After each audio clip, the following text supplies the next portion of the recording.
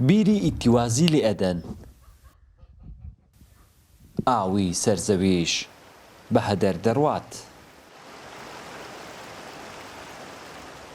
72 گوندی سنووری برادۆست ئێستا گرفتی کەم ئاویان هەیە. هاوڵاتیانی ئەم ناوچەیەش داواکارن بۆ چارەسەرکردنی گرفتی کەم ئاوی پشت بە ئاوی سەرزەوی ببەستن.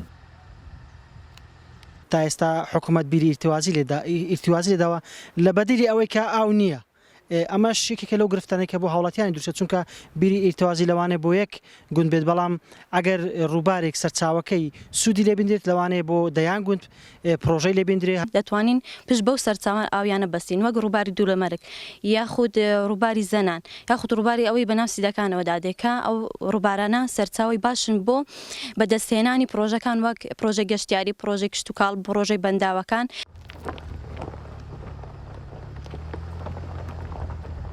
بەهۆی گرفتی کەم ئاوی لە گوندەکانی برادۆست سەرپەرشتیاری ئیدارەی سەربەخۆی سۆران دەدوێنین.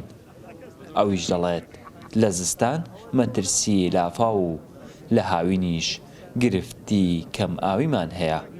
طبعا لە هەر شوێنێک کە داوای ئاویان کردبیتن مە یەکەم جار دراسی ئەوەمان کردووە کە ئاوی سەرزەوی لە ڕووبارەکان ڕابکێشن. ئەڵڵاهومە ئەگە زۆر ئەستەم بیتن ئێمە هەوڵمان داوە پەنا بۆ لێدانی بیر ببین، بەڵام ئەوەی ئێستا ئێمە کاری لەسەر دەکەین هەوڵ دەدەین بۆ گلدانەوەی ئاو، بۆ دروستکردنی بەنداوی بچووک بۆ ئەوەی بتوانین هەم لە زستانان، چونکە ئێمە کێشەی لافامان هەیە لە زستانان و کێشەی وشکە ساڵیمان هەیە لە هاوینیان.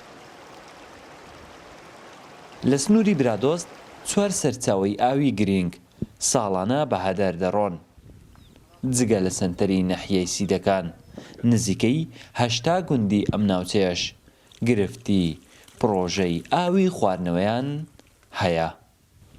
وڵات حەسەن، کورسات نیوز، برادۆست.